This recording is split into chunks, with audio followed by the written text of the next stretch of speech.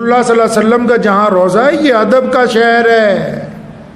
وہاں کی اگر ذرا سی گستاخی ہو جائے پھر قیامت آ سکتی ہے، معافی نہیں آنے والی، قیامت آ سکتی ہے۔ مکہ مکرمہ عقیدت کا مرکز ہے، لوگ جاتے ہیں نا جب بیت اللہ کے غلاف کو پکڑتے ہیں روتے ہیں بلبلاتے ہیں، تو اس بیان کو لازمی سنیں اور ویڈیو کو شیئر بیت اللہ میں جب طواف کرتے ہیں زور زور سے نعرے لگاتے ہیں اللہ اکبر اللہ اکبر، حجر اسود کو دیکھتے ہیں زور سے پکارتے ہیں، صحیح کرنے کے لیے صفا اور مروہ میں سے گزرتے ہیں زور زور سے اللہ اکبر کی صدائیں بلند کرتے ہیں، جب مدینہ آ جاتا ہے نا تو ساری آوازیں مدھم ہو جاتی ہیں۔ محمد رسول اللہ کو جب سلام بھی پیش کیا جاتا ہے تو گردن جھکا کے آنکھیں جھکا کے السلام علیکم یا رسول اللہ کہا جاتا ہے، تاکہ حضور اکرم صلی اللہ علیہ وسلم کا دربار ہے، ان کا روضہ ہے، ان کی حضور حاضری ہے، یہ کوئی چھوٹی بات ہے؟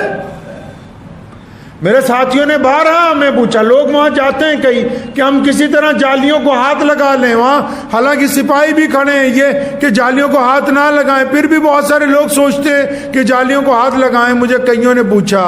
کہ جالیوں کو ہاتھ لگانا جائز ہے کہ نہیں ناجائز ہے؟ روضہ مبارک صلی اللہ علیہ وسلم کی جو جالیاں ہیں گنبد خضرا کی، ان کو ہاتھ لگایا جا سکتا ہے یا نہیں جا سکتا؟ تو میں نے ان کو کہا کہ بھائی اس بارے میں فتویٰ تو میں نے آج تک کوئی پڑھا نہیں ہے، ابھی تک اس بارے میں کوئی فتویٰ میں نے پڑھا نہیں، پڑھیں گے تو پتہ لگ جائے گا کہ جائز ہے یا ناجائز ہے۔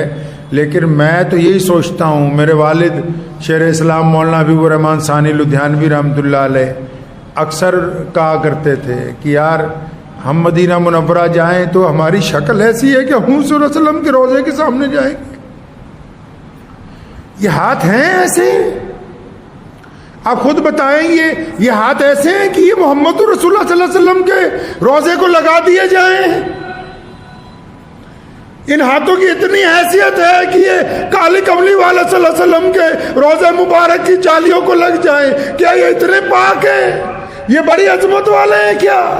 ان سے کبھی کوئی گناہ نہیں ہوا؟ ارے محمد رسول اللہ کا دربار ہے، اس دربار میں تو جبریل آتے ہیں تو ہاتھ لگانے کی بجائے رسول اللہ کے طلبوں کو اپنے ہونٹوں کے ساتھ چومتے ہیں، تو محمد رسول اللہ کی جالیوں کو ہاتھ لگانے کی بات کرتے ہو؟ جناد عشق صادق ہے وہ قد فریاد کرتے ہن، لباتے مورے خاموشی ہے، دلاں چ یاد کرتے ہن۔ مسجد نبوی میں جاؤ گے ہزاروں مسلمان بیٹھے ہوئے چاروں طرف سسکیاں لیتے ہوئے ملیں گے۔ میں نماز پڑھ رہا تھا، میرے ساتھ ایک بڑے میاں نماز پڑھ رہے تھے، بڑی آہستہ آہستہ رو رو کے دعائیں مانگ رہے ہیں کہ یا رسول اللہ آپ ہمیں تنہا نہ چھوڑیے، یا رسول اللہ آپ ہمیں تنہا نہ چھوڑ دیجئے گا، آپ ہماری سفارش کیجئے اللہ تبارک و تعالیٰ کے حضور۔ حرمین شریفین میں بندے کے ایمان کی تجدید ہوتی ہے، بندے کا ایمان دوبارہ سے جوان ہوتا ہے۔ حرمین شریفین کی زیارت مسلمانوں کے اوپر فرض ہے۔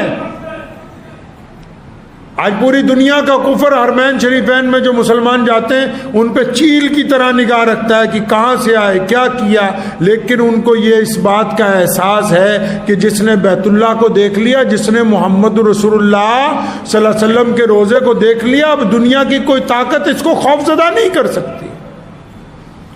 اب دنیا کی کوئی طاقت اس کو ڈرا نہیں سکتی، اب دنیا کوئی طاقت اس کو خرید نہیں سکتی،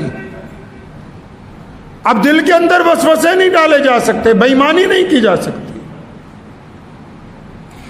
اس لیے جب بھی آپ نماز پڑھیں ہر ایک نماز سے اللہ تعالیٰ سے مانگیں اس بات کو کہ اللہ ایک موقع ہمیں عطا فرمائیے اپنے گھر کی زیارت کا، اپنے نبی علیہ الصلوۃ والسلام کے روضے کی حاضری کا موقع عطا فرمائیے۔ جب جائیں گے تو وہاں بیٹھ کے آپ کو پتہ لگے گا کہ ہے کیا بات، ایسے تقریر کر کے تصویر دیکھ کے دنیا کا کوئی مقرر کوئی فوٹوگرافر وہ دکھا ہی نہیں سکتا جو بیت اللہ میں ہے۔ رسول اللہ صلی اللہ علیہ وسلم کے روضے کے سامنے آپ وہ جذبات کیسے لائیں گے؟ دوسری جگہ پہ وہ بات تو جب تک آپ محمد رسول اللہ صلی اللہ علیہ وسلم کے روضے مبارک کے سامنے پیش نہیں ہوتے تب تک وہ آپ کو پتہ ہی نہیں لگے گی کہ بات ہے کیا۔ حالانکہ بہت سارے لوگ کاروبار کرتے ہیں، ایجنٹ جو ہیں بے شمار لوگوں کو ماشاءاللہ کھنڈی چھری سے ذبح کر رہے ہیں، کلومیٹروں کے حساب سے دور ٹھہرا رہے ہیں، لیکن جتنے لوگ جاتے ہیں وہ تو دیوانے ہوتے ہیں نا بھائی، ان کو تو اس بات سے کوئی لینا دینا کہ ہمارے ساتھ کیا معاملہ، ان کو کیا پتا کہ کون آدمی ہمارے سے بے ایمانی کر رہا ہے کون نہیں کر رہا۔ وہ تو زندگی میں ایک بار جاتے ہیں، ان کو تکلیفوں سے کوئی درکار نہیں ہے، رہن سہن سے کھانے پینے کی اشیاء سے کوئی درکار نہیں ہے،